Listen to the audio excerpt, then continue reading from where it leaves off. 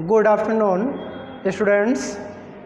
आज हम आपको DLED सेकेंड सेमेस्टर में जीव विज्ञान टॉपिक में आपको हम प्रजनन जो कि जीवन की क्रियाओं के अंतर्गत जो है कि हमने आपको प्रजनन टॉपिक पढ़ाने चल रहे हैं। प्रजनन आपका रिप्रोडक्शन होता है, रिप्रोडक्शन मीन्स प्रजनन।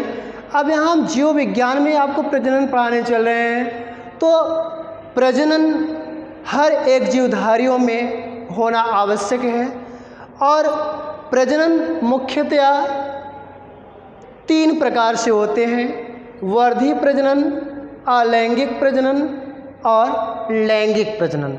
3 प्रकार के प्रजनन जीवों में पाए जाते हैं। पहला है वर्धी प्रजनन। वर्धी प्रजनन ये हमेशा पौधों में पाए जाते हैं और वर्धी प्रजनन क्या जो परिभाषा है यह प्रायः पौधों में पाया जाता है जब पौधे के वर्धी भाग जैसे जड़, तना और पत्ती से नए पौधे का जन्म हो तो इसे वर्धी प्रजनन कहते हैं। ऐसे पौधे बिना बीज के उगाए जाते हैं। ऐसे पौधे बिना बीज के भी उगाए जाते हैं। अगर देखा जाए तो जैसे आपके उदाहरण है, जैसे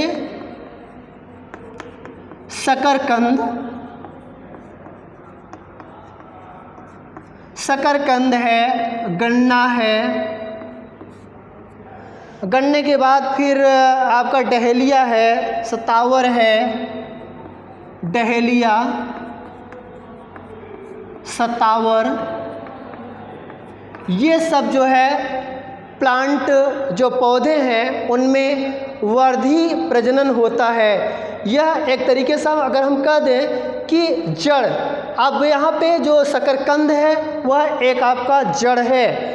एक जड़ से जो आपके स्टेम को काट करके हम एक नए पौधे का निर्माण करा सकते हैं। गन्ना भी आपका है तो गन्ना भी जो तना है तो तने से आपका, जैसे अगर मान लीजिए यहाँ दिखाया भी जाए तो इस तरीके से जो आपके पोल होते हैं, ये मान लीजिए कि यहाँ खंड है, इस तरीके से है। तो अब इसका जो सेगमेंट करते हैं, जो खंड करते हैं, जैसे एक खंड इतना बड़ा कर दिए यहाँ से यहाँ तक, इससे आपके एक नोड निकले होते हैं। इस तरह से नोड हैं आपके, इस नोड से एक प्लांट इस तरीके से तैयार होने लगता है।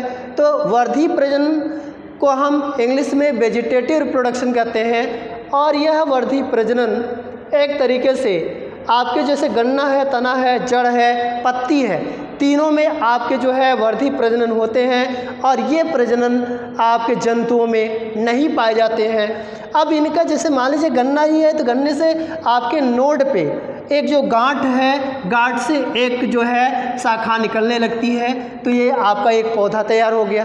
एक छोटा सा पार्ट एक नए पौधे का निर्माण कर सकता है। तो अब डहेलिया भी है, सतावर भी है, इस तरीके से इसमें आपके वर्धी प्रजनन दिखाए जाते हैं। अब अगर देखा जाए तो पुष्पों में भी आपके जो पुष्पी पौधे हैं उनमें भी वर्धी प्रजनन है। जैसे अगर देखा जाए तो अब यहाँ पे गुलाब का पौधा है, गुलाब में भी आपके वर्धी जो है कि प्रजनन होते हैं। इनका क्या है कि कोई एक ये स्टेम है, एक तना है और तने को जो है सेगमेंट करके जो है कि ज़मीन में अगर गाड़ देते हैं तो उससे भी एक नया पौधा जो है तैयार हो जाता है। तो इस तरीके से छात्रों नए पौधे की बात आई तो जैसे गुलाब हुआ, गन्ना हुआ, आपके सब में इसी तरीके से जड़ में भी, तना में भी, पत्तियों में भी, सब में होते। अब जैसे अब ये गुलाब का ही पौधा है और देखा जाए तो गुड़हल का भी ले लीजिए, गुड़हल है, तो इन सब में भी वर्धी प्रजनन। इसके अलावा गन्ना, डहेलिया, सतावर, इन सब के अलावा जो है आपके गुड़हल, गुलाब, इन सब में भी वर्धी प्रजनन होता है। जैसे कि मैंने पहले ही बताया कि जड़, तना और पत्ती से नए पौधे का अगर जन्म हो तो उसे वर्धी प्रजनन कहते हैं। इसमें न आपके नर और मादा जननांग की कोई आवश्यकता नहीं है और नहीं पाए जाते हैं छात्रों। तो आपको एकदम क्लियर समझना है कि वर्धी प्रजनन जो होते हैं वह वर्धी भाग से, चाहे जड़, तना, पत्ती से एक नए पौधे का अगर निर्माण हो जाता है तो उसे हम वर्धी प्रजनन कहते हैं। अब नेक्स्ट पॉइंट आता है अलैंगिक जनन। दूसरा है आपके अलैंगिक जनन। अलैंगिक जनन, अलैंगिक जनन में आपका एक ही जनक, एक मेन जनक जो पेरेंट्स जनक होते हैं वो आपके अलैंगिक जनन का निर्माण करते हैं। अलैंगिक में इस विधि में नए जीव की उत्पत्ति एक जनक से होती है। इस विधि में नए जीव की उत्पत्ति एक जनक से होती है। अगर अब देखा जाए तो इस विधि में इस विधि में नए जीव की उत्पत्ति एक जनक से होती है, एक जनक से होती है। जो इनमें इस विधि में नए जीव की उत्पत्ति एक जनक से होती है और एक जनक के द्वारा इसमें जो जीवधारियों में अलैंगिक जनन निम्नलिखित विधियों से होता है। अलैंगिक जनन जो है निम्नलिखित विधियों से होता है। पहला है आपका विखंडन द्वारा, दूसरा है मुकुलन द्वारा, तीसरा है बीजाणुभिद द्वारा, तीसरा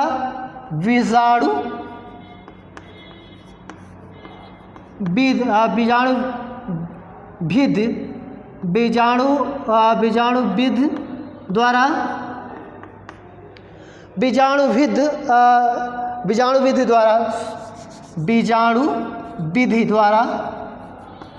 ये तीन तरीके से अलैंगिक प्रजनन होता है।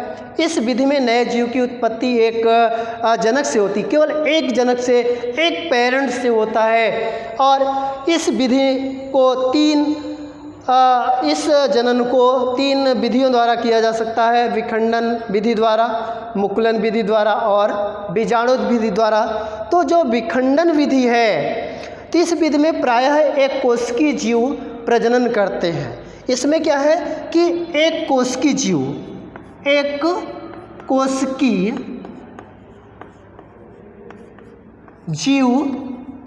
प्रजनन करते हैं। एक कोशिकीय जीव विखंडन विधि द्वारा जो है एक कोशिकीय जीव का जो प्रजनन होता है वो दिखाए गए हैं। और इसमें पहले केंद्रक का विभाजन होता है, फिर कोशिका दो कोशिकाओं में बट जाती है।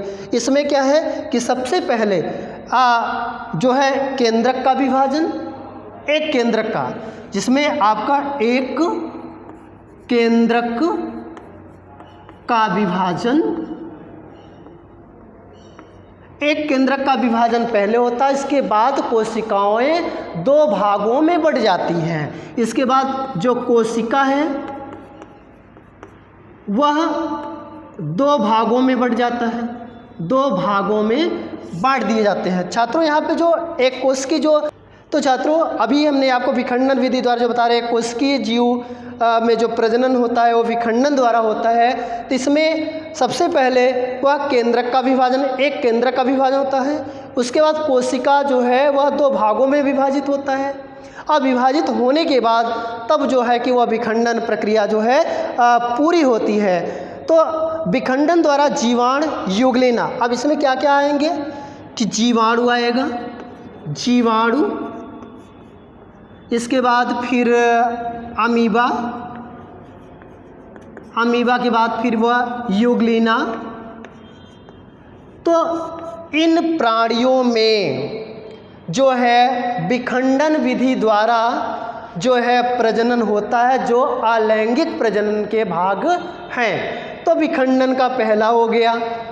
अब मुकुलन द्वारा कैसे होगा कि मुकुलन विधि में आपका बड का निर्माण होता है, बड का, कली का, कि वह कलियों के माध्यम से होगा। जो आपका अगर दिखाया जाए तो यहाँ पे जो मुकुलन है, मुकुलन में आपकी बड होती हैं छात्रों, बड या कह सकते हैं मुकुलन के द्वारा। तो यहाँ जो इसकी परिभाषा है वो है, इस विधि में शरीर पर एक छोटा उभार बाहर की ओर निकलने लगता है जिसे मुकुलन कहते हैं। यह मुकुल धीरे धीरे बड़ा होता है और जनक जीव से अलग होकर के हो जाता है, जैसे इष्ट बहुकोशिकीय जंतु, जैसे स्पंज।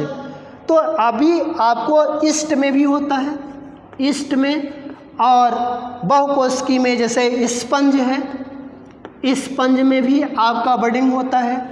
तो इसमें क्या होता है कि मुकुलन द्वारा इसमें चाहे वो जो जीव होते हैं उसमें बाहर की ओर एक बड निकलता है। जैसे अगर मान लीजिए कोई स्पंज है तो इस तरीके से अगर इसमें एक बड होता है, जैसे ये आपका बड हो गया, एक बड के द्वारा जो है एक नया जो है कि जीव का निर्माण करता है। तो वो मुकुलन विधि, इसमें मुकुल क्या है, धीरे धीरे बटते चले जाते हैं। बटने के बाद क्या है कि वह आपका जो है एक नए पौधे का जो निर्माण करते हैं। तो छात्रों ये तो मुकुलन हुआ। तो तीसरा जो है आपका, और ये बात और है कि मुकुलन जो है हाइड्रा में भी पाए जाते हैं, हाइड्रा। तो हाइड्रा में अभी हम आपको अगर फिगर बना के दिखा दें तो इस तरीके से आपका होगा कि ये आपका पार्ट हो गए ये। अब इसमें क्या है कि ये हाइड्रा को इस तरीके से ये आपके पार्ट हो गए। तो ये क्या है, स्पर्शक हो गए। तो स्पर्शक, और यहाँ पे जो मेन है कि ये मेन हाइड्रा का प्लांट हुआ। अब इसमें फिर अगर ये आपको एक तरीके से मुकुल बनाते हैं, दूसरे में क्या है कि यहाँ पे इस तरीके से, और ये बड आपका जो है बन जाता है। तो अब यहाँ पे इस तरीके से ये आपके टेंटिकल्स लग जाएंगे, यहाँ पर भी इस तरीके से ये आपके ये क्या है, कली हो गई, एक बड हो गया। और एक बड के द्वारा एक नया जो है वो जनरेशन मतलब बढ़ाता जाता है अपना। अब तीसरे पार्ट में क्या है कि यह आपके फिर जो है इस तरीके से बना करके आप दिखा सकते हैं ये चीज़। अब यहाँ से फिर आपका एक नया जो है हाइड्रा जो है सेपरेट होने लगेंगे इस तरीके से। ये आपका एक नया हाइड्रा जो है सेपरेट हो गया।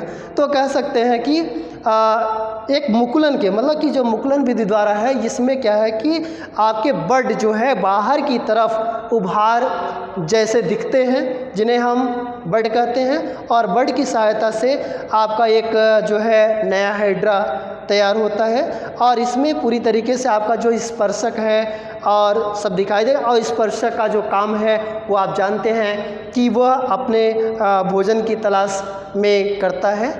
और अगला पॉइंट है बीजाणु विधि द्वारा।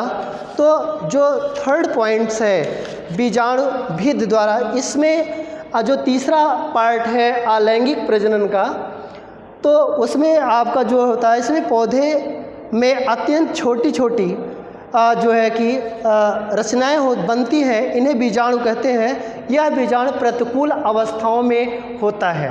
यह बीजाणु जो है प्रतिकूल अवस्थाओं में बनते हैं और ये जीवित रहते हैं। और बीजाणु हवा के साथ साथ नम स्थानों पर गिर जाते हैं और अंकुरित होकर के नए पौधे को जन्म देते हैं, जैसे ब्रेड और चमड़े आदि पर। ये क्या है कि जो तीसरा पार्ट्स है इनका जो अलैंगिक प्रजनन का, तो ये क्या है कि हवा के माध्यम से ये स्थल पे गिर जाते हैं, स्थल पे गिर जाते हैं और जहाँ पे नमी होती है और फिर वो एक दूसरे जीव में जो जा कर के जो है कि जुड़ जाते हैं। जैसे आपका ब्रेड है, ब्रेड ब्रेड पे, ये आपका बीजाणुओं के द्वारा जो है दिखाते हैं। और बीजाणु के साथ साथ फिर जो है चमड़े है, अचार है, आदि पे फफूंद लगना, जैसे चमड़े, अचार पर जो है फफूंद जो लगते हैं, फफूंद, जब फफूंद लग जाता है तो वो एक तरीके से हम कह सकते हैं कि यह बीजाणु विधि द्वारा जो है प्रजनन कराते हैं। जैसे अचार घरों में रखते हैं, फफूंदी लग जाती है ना, तो वो क्या करते हैं कि अचार के ऊपर जाके जहाँ नमी होती है और नम स्थानों पे जा कर के वह बीजाणु जो है एक नए जीव की उत्पत्ति कर देते हैं छात्रों। तो ये हम आपको अलैंगिक प्रजनन आपको बता रहे हैं। और अलैंगिक जो प्रजनन है इसमें आपको दिखाए 3 विधि द्वारा, विखंडन, मुकुलन और बीजाणु विधि द्वारा। तो अब यहाँ पे जो मुकुलन की बात आती है तो यहाँ पे हम मुकुलन में अचार, फफूंद या चमड़े पे दिखाए कि इस पे जहाँ नमी रहती है वहाँ पे बीजाणुओं को छोड़ करके और जो है एक तरीके से अपना प्रजनन कंप्लीट कर लेते हैं। अब नेक्स्ट पॉइंट है, सेकंड है आपका थर्ड है लैंगिक प्रजनन। अभी हमने आपको वर्धी प्रजनन और अलैंगिक बताया। अब अगला जो पॉइंट है वो लैंगिक प्रजनन आपको बताएंगे। तो छात्रों अब हम आपको लैंगिक, अभी तक जो आपके 3 टाइप थे, वर्धी, अलैंगिक और लैंगिक, अब इसमें जो थर्ड पॉइंट है लैंगिक प्रजनन, तो इस विधि में नए 2 विभिन्न लिंगों वाले जीवधारियों से जीव की उत्पत्ति होती है। लैंगिक प्रजनन में आपके जो जीवधारी होते हैं वो विभिन्न जीव में आपके भिन्न भिन्न लिंग वाले होते हैं और लैंगिक जनन करने वाले जीवों में विशेष होते हैं। लैंगिक जनन करने वाले जीवों में विशेष होते हैं जिन्हें हम जनन अंग कहते हैं। और इस जनन अंग में आपके नर और मादा जनन अंग 2 होते हैं और 2 जनन अंग को मिलाकर के वह लैंगिक प्रजनन की पूर्ति करते हैं। तो जंतुओं में लैंगिक प्रजनन, अब जंतुओं में जो लैंगिक प्रजनन है, तो अभी हमने आपको लैंगिक प्रजनन का जो आपको परिभाषा बताया कि इस विधि में आपके 2 नए भिन्न भिन्न लिंगों वाले जो जीव होते हैं और वे जीव जो है मिल करके लैंगिक प्रजनन करते हैं। अब लैंगिक प्रजनन जब होता है तो उसमें आपके जीवधारियों में एक विशेष अंग होता है जिसको हम जनन अंग कहते हैं। और जनन अंग में आपके 2 होते हैं, आपको कह सकते हैं कि नर जनन अंग और मादा जनन अंग। तो अब जंतुओं में जो लैंगिक प्रजनन है तो इसमें आपके नर जनन अंग को वृषण कहते हैं और मादा जनन अंग को जो है अंडाशय कहते हैं। तो इन अंगों में युग्मक उत्पन्न होते हैं। नर और मादा जनन अंग में युग्मक उत्पन्न होते हैं। अब नर जनन अंग में जो है नर युग्मक और मादा जनन अंग में मादा युग्मक उत्पन्न होते हैं। अब नर जनन अंग जो होता है उसमें आपके वृषण होते हैं और वृषण से जो है शुक्राणु का निर्माण होता है और ओवरी से अंडाशय का जो निर्माण होता है, जो अंडाणु का, अंडाशय से अंडाणुओं का निर्माण होता है।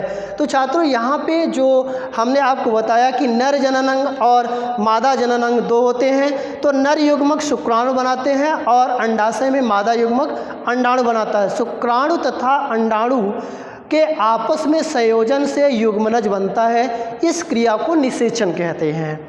और अधिकांश जीवों में नर और मादा जनन अंगों से जो है स्पर्म और ओवा का निर्माण होता है, शुक्राणु और अंडाणु का होता है। तो यहाँ पे हमने जो आपको दिखाया कि नर जननांग वृषण और मादा जननांग अंडाशय।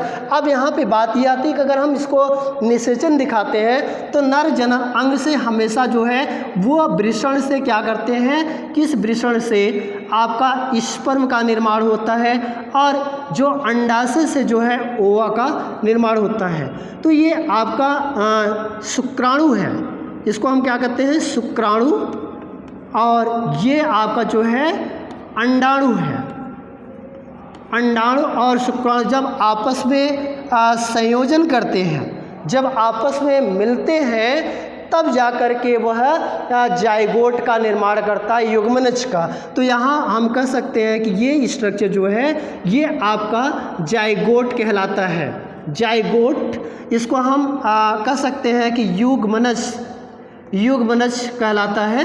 तो यहाँ पे लैंगिक प्रजनन की बात आए तो इसमें भिन्न भिन्न लिंगों वाले जो है जीव होते हैं, जो कि नर और मादा जनन अंग है कि, और नर जनन अंग जो वृषण है, वृषण से शुक्राणु का निर्माण होता है और अंडाशय से अंडाणु का निर्माण होता है। जब शुक्राणु और अंडाणु आपस में संयोजन करते हैं तब जा कर के युग्मनज का निर्माण होता है, जिसको हम इंग्लिश में जाइगोट कहते हैं। और इस दोनों प्रक्रियाओं को मिलाने के बाद क्या बोलते हैं इसको, निषेचन। ये दोनों प्रक्रियाओं को मिलाने के बाद हम क्या कहते हैं कि निषेचन कहते हैं। और निषेचन के बाद जब आपका जो रिज़ल्ट आया, जो परिणाम आया, वो जाइगोट बना।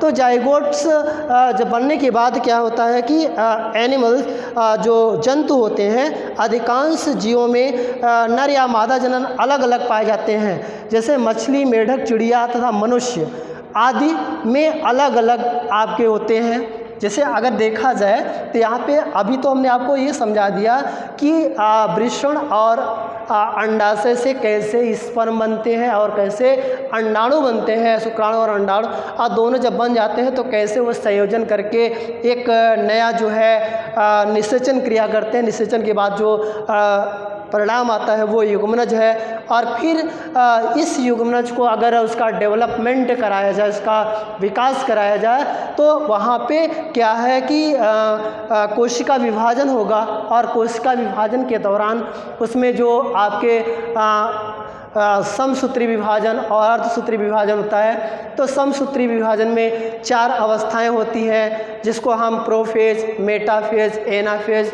और टीलोफेज के नाम से जानते हैं। तो वो प्रोफेज, मेटाफेज, एनाफेज, टीलोफेज जो है वो विभाजन करके कम से कम एक मात्र कोशिका से 2 पुत्री कोशिकाओं का निर्माण कराते हैं। ये आपके लैंगिक प्रजनन में होता है। और लैंगिक जो प्रजनन है, फिर उसके बाद वो क्या करते हैं कि जब 2 पुत्री कोशिकाओं का निर्माण हुआ, फिर वो दूसरी बार जब जनरेशन कराए, विभाजन कराए, फिर वहाँ से आपका जो है वो संख्या बढ़ती जाएगी।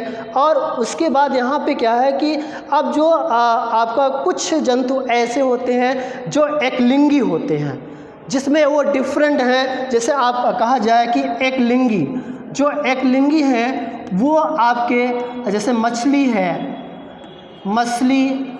इसके बाद मनुष्य, ये सब क्या है कि आपके एकलिंगी प्राणी हैं। अब एकलिंगी में आपके जो है कि कुछ मेढक, जैसे मछली, मनुष्य, मेढक और चिड़िया, ये क्या है कि आपके एकलिंगी प्राणी हैं। एकलिंगी जो इसमें जनन अंग होते हैं अलग अलग, कहते हैं कि एकलिंगी, द्विलिंगी और उभयलिंगी आते हैं। तो अब यहाँ पे द्विलिंगी अगर जो होते हैं, द्विलिंगी में आपका जैसे आपका केचुआ हो गया, जोंक हो गया, ये सब क्या है। और एक तरीके से कह सकते हैं फीता क्रीम हो गया, तो इस तरीके से छात्रों देखिए एकलिंगी जिसमें अलग अलग जनन अंग पाए जाएं। जैसे मनुष्य है तो नर और मादा का शरीर अलग अलग होता है, तो नर जनन अंग अलग होंगे, मादा जनन अंग अलग होंगे। और इसी तरीके मेढक में भी, चिड़िया में भी, मछली में भी वह एक लिंगी प्राणी है, जिसमें अलग अलग लिंग जो है धारण होते हैं। अब द्विलिंगी जो होता है, ऐसे प्राणी हैं जैसे केचुआ को दिखाया हमने, केचुआ के एक ही शरीर में दोनों जो है लिंग जो है होते हैं, चाहे वो नर हो और चाहे मादा, दोनों का लिंग धारण होता है। इसी तरीके जोंक में भी होता है और फीता क्रीम में भी होता है। छात्रों, ये हमने आपको एक लिंगी बताया और द्विलिंगी एनिमल्स को बताया, और दोनों में आपको एक तरीके से अलग अलग तरीके से हमने बताया कि अगर एक लिंगी है तो उसमें नर और मादा एक एक अलग अलग रहेंगे। तो नर हमेशा टेस्टिस वृषण की सहायता से शुक्राणु को जो है प्रोड्यूस करता है, पैदा करता है, और अंडाशय हमेशा जो है अंडाणु को, जो मादा होते हैं, मादा में अंडाशय बनते हैं, तो अंडाशय से अंडाणु को प्राप्त कराता है। तो शुक्राणु और अंडाशय जब मिलते हैं, अंडाणु मिलते हैं, तब जाकर निषेचन होता है, निषेचन के बाद तब युग्मनज बनता है। अब फर्क ये है कि एक लिंगी और द्विलिंगी कौन कौन से जंतु होते हैं। एक लिंगी में हमने आपको उदाहरण बता दिया, मछली, मनुष्य, मेढक, चिड़िया, और द्विलिंगी में केचुआ, जोंक और फीता क्रीम हमने आपको बताया। अब बात यह है कि पौधों में लैंगिक प्रजनन। अब अगला पॉइंट है कि पौधों में लैंगिक प्रजनन कैसे होगा। पौधों में लैंगिक प्रजनन, अब पौधों में जो लैंगिक प्रजनन होगा, पुष्पी पौधों के जनन अंग पुष्प में पाए जाते हैं। यहाँ जो पुष्पी पौधे हैं, पुष्पी पौधों में जनन अंग पुष्प में आपके पाए जाते हैं। पुष्प भी एक लिंगी होते हैं, जैसे लौकी, कद्दू, अथवा द्विलिंगी जैसे सरसों। अब आपको जो एक इसमें भी एक लिंगी में आपके लौकी और कद्दू, और द्विलिंगी जो है, द्विलिंगी में आपके सरसों, ये सब होते हैं। अब देखा जाए कि एक लिंगी और द्विलिंगी, अब जैसे सरसों ही है, अब सरसों में प्रजनन जब होगा तो इसमें आपके परागकण के द्वारा होता है। सरसों का जो पौधा होता है, एक ही पौधे में आपके दोनों आपके जो लिंग होते हैं, नर और मादा, तो वहाँ पे नर पुष्प में आपके नर जननांग और मादा पुष्प में मादा जननांग होते हैं। फ़र्क यह है कि परागकण जो है वह कीड़ों के माध्यम से, हवा के माध्यम से जाकर के परागित करता है। और एक लिंगी में जैसे लौकी है, कद्दू है, ये स्वयं अपना जो है परागण करके जो है आगे की तरफ जो है उसको बढ़ाएंगे। तो ये आपके लैंगिक प्रजनन पौधों में आपके होते हैं। कुछ द्विलिंगी हैं, सरसों, गुड़हल, मटर, ये सब क्या है आपके द्विलिंगी हैं, सरसों, गुड़हल और मटर। तो इसके बाद छात्रों, ये तो हमारा जो आपका टॉपिक है, ये आपके पुष्प के नर जननांग में आपके नर जननांग और मादा पुष्प में मादा जननांग होते हैं। तो छात्रों, ये नर जननांग और मादा जननांग जो मिल करके जो है कि ये पूरे प्रजनन को कंप्लीट करते हैं। तो छात्रों, ये जो मेरा आपका टॉपिक था, ये आपके प्रजनन से था। तो प्रजनन में आपको जो है 3 थे, वर्धी प्रजनन, अलैंगिक और लैंगिक प्रजनन, जो कि आपका वर्धी प्रजनन में आपके जड़, तना, पत्ती में के भाग से एक नए पौधे का निर्माण होता है। अलैंगिक में एक जनक से जो है आपका जो प्रजनन होता है। और लैंगिक में क्या है कि 2 भिन्न लिंगों वाले जीवधारी होते हैं, जिनमें नर जननांग और मादा जननांग अलग अलग होते हैं। तो अब जो लैंगिक जनन में जंतुओं में कैसे होते हैं और पौधों में किस तरीके से होते हैं, हमने आपको पूरा बताया। अब नेक्स्ट हम आप जो टॉपिक जो है, ये टॉपिक आज का लिए थे, यहीं पे समाप्त करते हैं छात्रों। अब हम नेक्स्ट जो है आपको अगले क्लास में बताएंगे।